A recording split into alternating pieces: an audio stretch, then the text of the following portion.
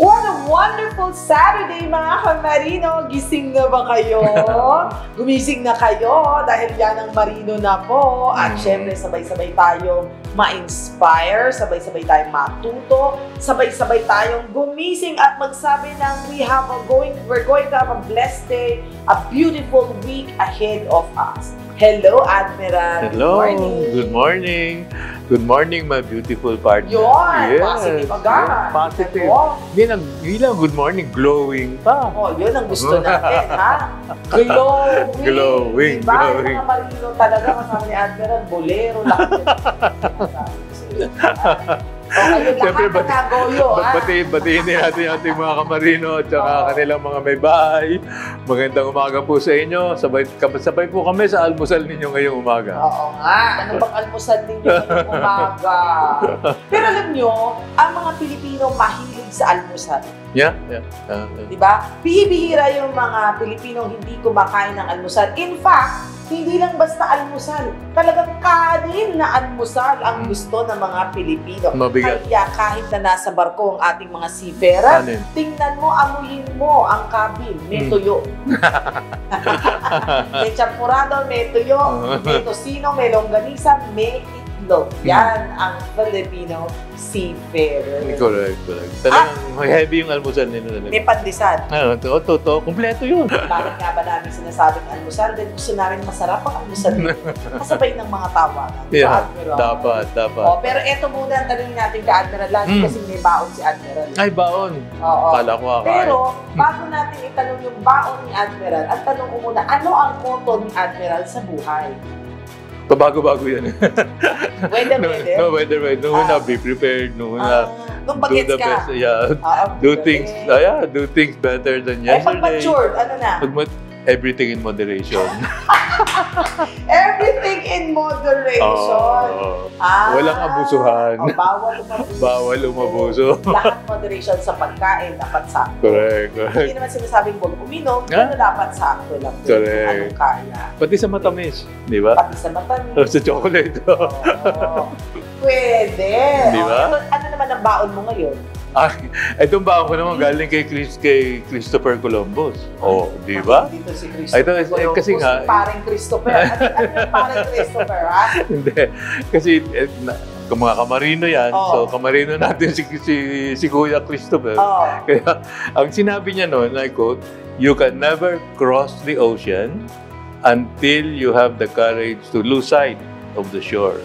Ibig sabihin, hindi ka makakalayo kung hindi mo iwanan ng tingin yung nasa likod mo.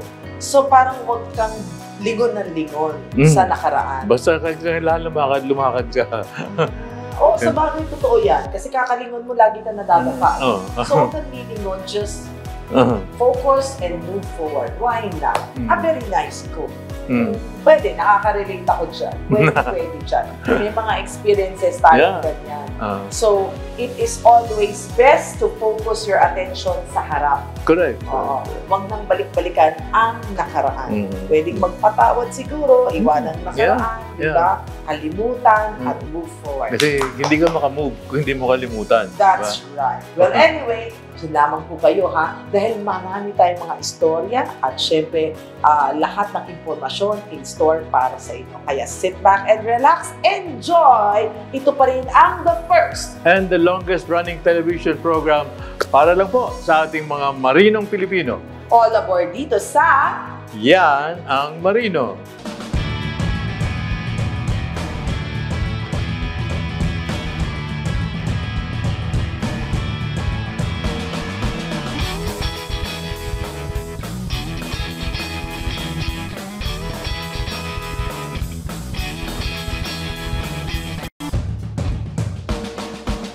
This portion is brought to you by GCash, SM Supermalls. Pag-ibig Fun, lingkod pag-ibig, tapat na serbisyo mula sa puso. Minsan may mga pagkakataong kailangan nating lisanin ng lugar kung saan tayo komportable upang makita ang pagsibol ng ating tunay na potensyal. Para sa ating featured Camarino for today na si Richard Avellino o mas kilala bilang Seaman Live sa kanyang mga followers, ang kanyang naging shift from being a resident engineer sa isang tanyag na mall sa bansa hanggang sa maging electrotechnical officer sa barko ay isang patunay to how the Lord redirects you to a path much better than you imagined. I am Richard Avellino. I am an electrotechnical officer and 9 years na ako nagbabarko. I am currently working on a container ship which is usually sa South America yung voyage. Simula bata pa lamang, marami nang gustong propesyon si Richard. Kung kaya't ang pagiging isang electrotechnical officer niya ay isang landas na mahaba ang pasikot-sikot. Nung bata ako, gusto kong maging doktor. Gusto ko rin maging attorney. Ang dami kong gusto. Gusto ko rin maging architect. Try din ako mag-entrance exam for architecture. But then, hindi pinalad. Nakuha yung slot ko. Then, nung bata ako, sabi nila, lagi ko daw sinisira yung mga remote control kong laruan. So, doon pumasok sa isip ko na I really like electrical engineering kasi bata pa lang ako, yung mga laruan ko, kinukuha ko yung mga dynamo, mga motor. I took up the course BS Electrical Engineering. Sabi ng kuya ko, kunin mo tong electrical engineering kasi pwede ka sa barko, pwede ka sa land base. Then, nagtrabaho ako dito sa land base ng 1 year before I decided to join the ship. Nang maging electrician cadet, doon niya napagtantong mas gusto niyang aktibong nakakakilos at nagagamit ang mga kasanayan sa larangan ng electrical engineering kumpara sa pagiging steady sa office works noong siya ay resident engineer pa. Nung sumakay ako sa first container ship ko as electrician cadet, sabi ko, ito yung job na gusto ko. Kasi hindi lang paperwork yung focus. Gusto ko physical, gusto ko na-challenge ako and nade-develop yung experience and knowledge ko. Ayoko mag-settle doon sa comfort zone. Gusto ko talaga i-push yung sarili ko. Nang tinanggap ni Richard ang hamon na lumabas sa kanyang comfort zone, doon niya simulang nakita ang personal growth na hinahanap-hanap niya sa kanyang karera. Subalit, hindi mawawala sa bawat panibagong karanasan ang paninibago sa naging nakagawian. Siyempre, nasanay ako sa office work. I wasn't expecting na early in the 6 a.m. magmamap ako. So, ginising ako na 6 a.m. Then, we do scavenging. Nililinis namin, binubuksan yung main engine at port. Then, kokolektahin namin yung mga carbon. New experience siya sa akin kasi I was hoping or thinking na more on electrical job yung gagawin ko. Pero I took it as positive experience and new learning kasi you don't have to confine yourself sa isang field. You also have to learn the mechanical side para mag-grow lalo yung knowledge mo sa field ng pagiging seaman. Nakita ni Richard ang oportunidad na matuto sa pagiging isang electrician cadet. Ginamit niya ang kanyang mga natutunan dito upang mag-level up pa, lalo bilang isang electrotechnical officer. Sabi ni Chief Engineer sa akin, aralin mo yung lahat ng manual within 1 week. So yun yung load na binigay sa akin. Sabi ko, kaya ko ba to? Since galing ako sa land-based experience, tapos binigla pa ako. Luckily, yung pressure na binigay sa akin na yun, doon ako natuto. Yung first ship ko na yun, na dry dock yung barko, doon ko na-build yung foundation ng knowledge ko hanggang sa ngayon. So, nung naka-acto na ako as fully fledged electrician or ETO, napakalis na ng paninibago kasi I was mold doon sa first experience ko. So, this is not new to me. Kung nakaya ko nung electrician cadet ko yung responsibility, what more ngayon na I was compensated with a higher salary. So, yung motivation ko is gano'n na lang talaga, yung eagerness ko matuto. Bukod sa pagkakaroon ng mas mataas na sahod bilang electrotechnical officer, ang pinaka naging motivation ni Richard upang pagbutihin palalo ang kanyang trabaho ay ang nagtaguyod sa kanyang pag-aaral ang kanyang mga magulang. So I want to give back to my parents. I want them to be proud of me.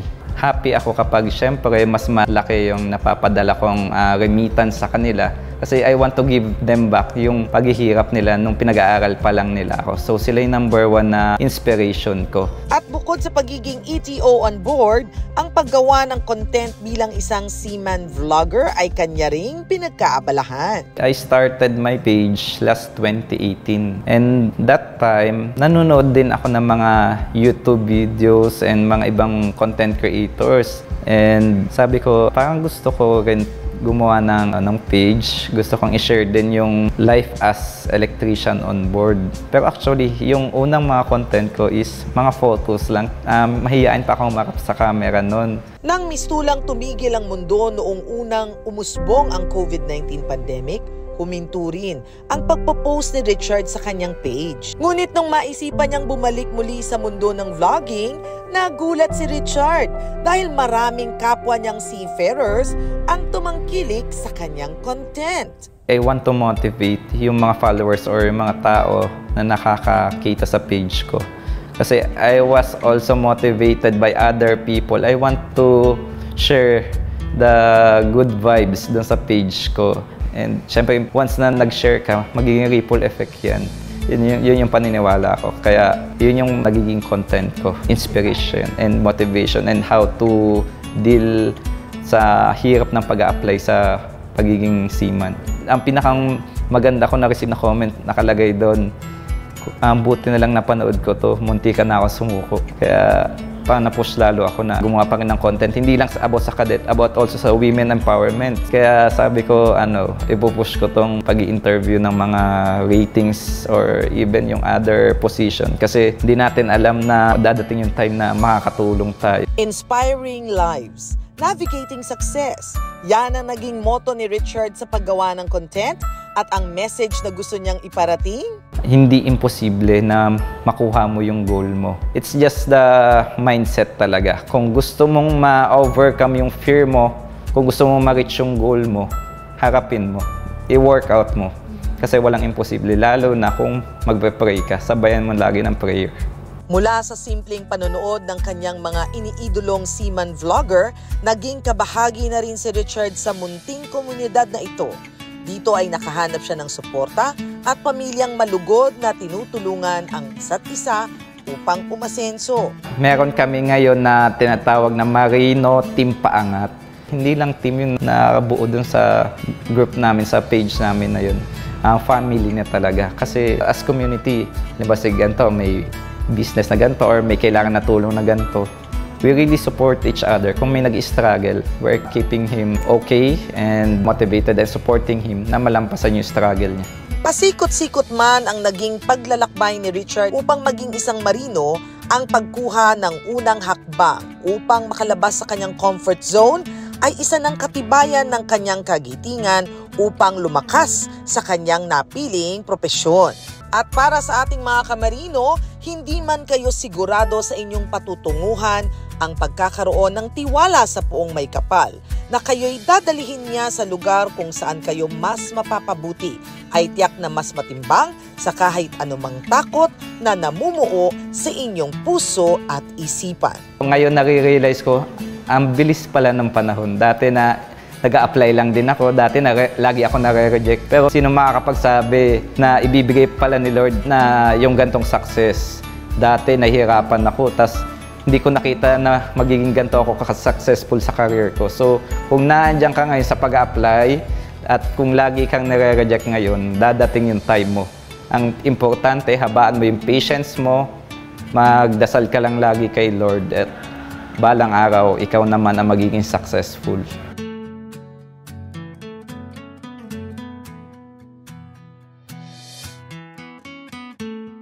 Para sa mga gustong maging world-class kamarino, narito na ang petsa at lugar para sa entrance examinations ng Maritime Academy of Asia and the Pacific, MAAP Class of 2029. Para sa kabuang detalye, maaring bisitahin ang maap.edu.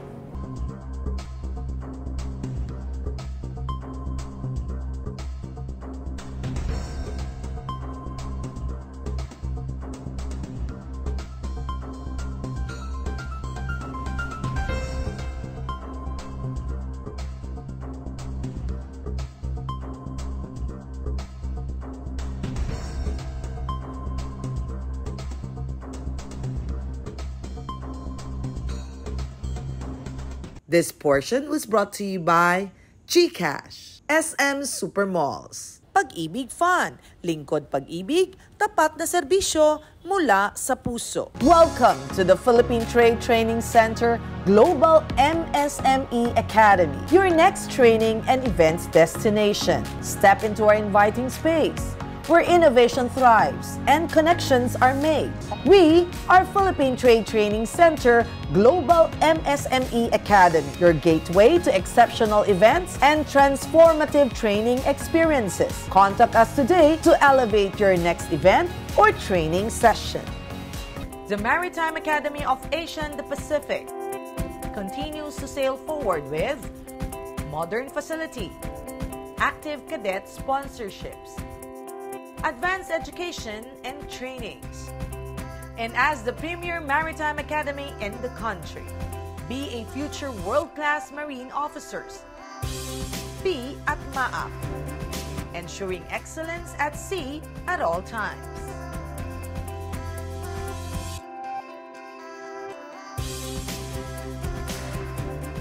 Ang bawat bayaning Pilipinong magdaragat, may kaagapay, may kaibigan, may kakampi, may kasangga, may kabalikat. Ang iyong Associated Marine Officers and Seamen's Union of the Philippines. Kasama mo sa tunay na malasakit. Dahil AMUSUP cares.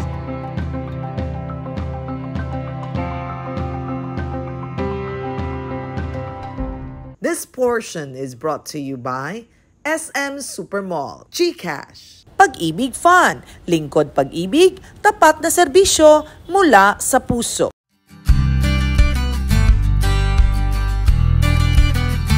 Mga kamarino, 64 years and counting na ang Associated Marine Officers and Seamen's Union of the Philippines or AMUSUP, ang largest seafaring union sa ating bansa.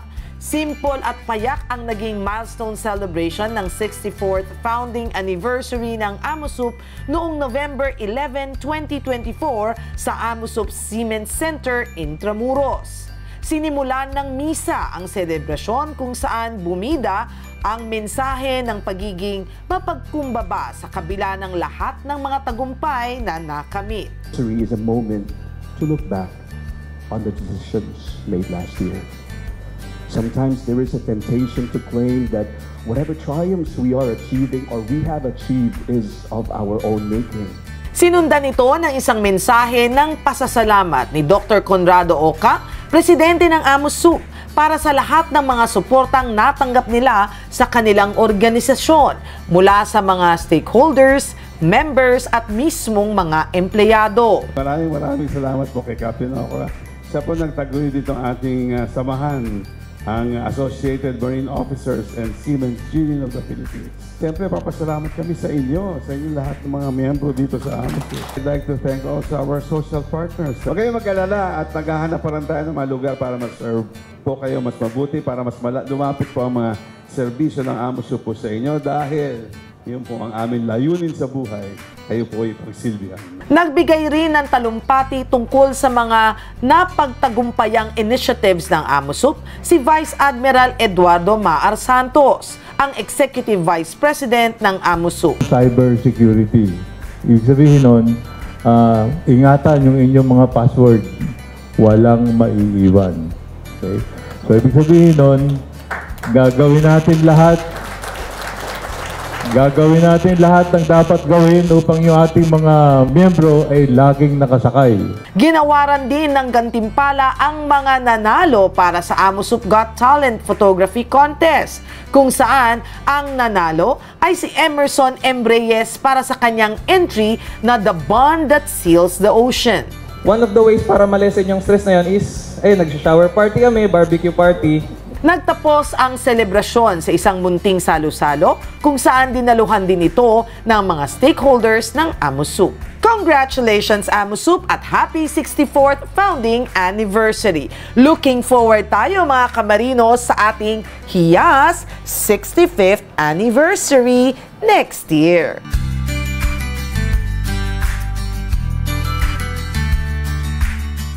Usapang edukasyon naman tayo mga kamarino. Entrance exam season na sa premier world-class maritime school sa ating bansa, ang Maritime Academy of Asia and the Pacific. Ang MAAP Entrance Examination, ito ang unang hakbang sa admissions procedure at ang mga makakapasa rito ay kailangan pang dumaan sa panel of interview, physical fitness test, at medical exam bago makapasok sa MAAP. Pinuntahan namin ang isa sa mga entrance exam locations at dito nga, maaga pa lang pumipila na ang mga MAAP cadet aspirants.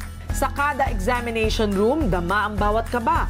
Ngunit sa likod ng bawat pagmarka ng papel, ang kanilang pangarap na maging isang ganap na kadete ng MAAP ang kanilang isinaalang-alang.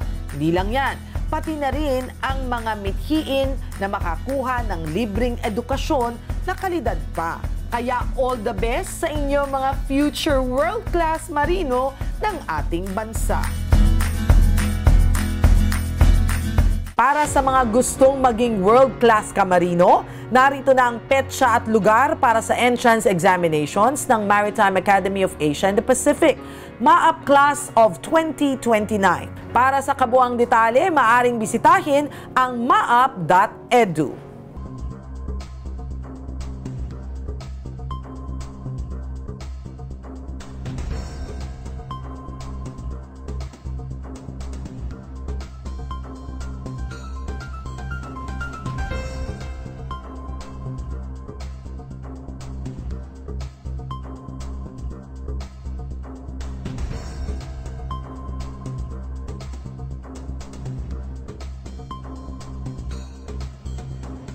This portion was brought to you by SM Supermall, GCash, Pag-ibig Fun, Lingkod Pag-ibig, tapat na serbisyo mula sa puso. Magandang balita para sa mga pamilyang Pilipino na may mga kamag-anak abroad. Handa ka na bang ipagdiwang ang Kabayan Day? Bisitahin ang pinakamalapit na SM tuwing unang Martes ng buwan at huwag kalimutan dalhin ang iyong BDO Kabayan Savings ATM card, passbook, or isang validated remittance payment slip upang magamit ang mga discount. Para sa karagdagang detalye, bisitahin ang www.bdo.com.ph or i-like at i-follow ang BDO Kabayan Facebook page. The Maritime Academy of Asia and the Pacific continues to sail forward with modern facility, active cadet sponsorships, advanced education and trainings. And as the premier maritime academy in the country, be a future world-class marine officers. Be at MAAP, ensuring excellence at sea at all times.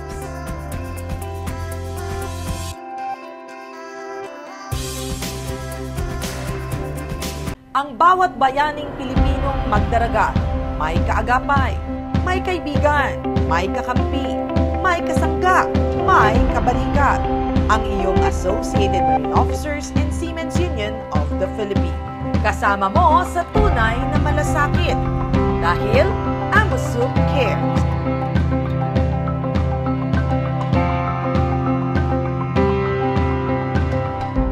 This portion is brought to you by GCash, SM Supermalls, Pag-ibig Fun, Lingkod Pag-ibig, tapat na serbisyo mula sa puso. Mga kamarino, konting paalala mula sa ating Yan ang Marino.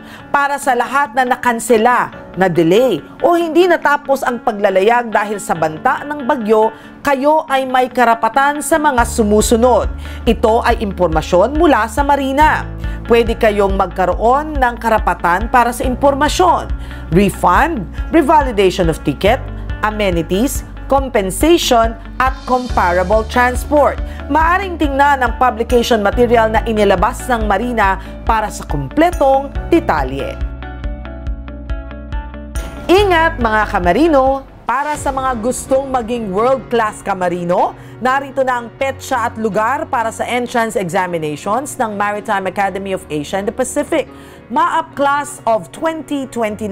Para sa kabuang detalye, maaring bisitahin ang maap.edu.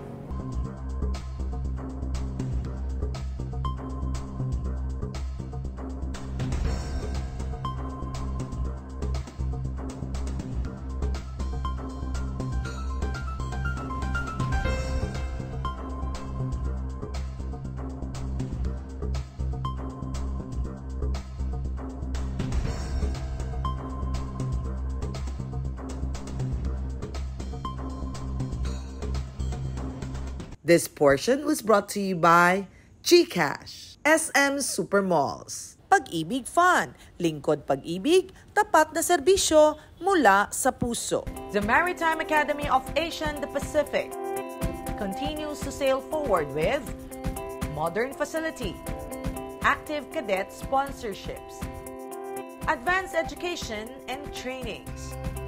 And as the premier maritime academy in the country, be a future world-class marine officers. Be at MAAP, ensuring excellence at sea at all times.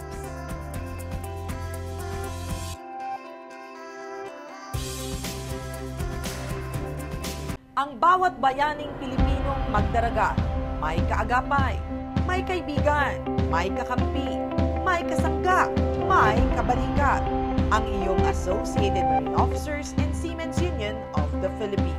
Kasama mo sa tunay na malasakit dahil AMUSUP cares.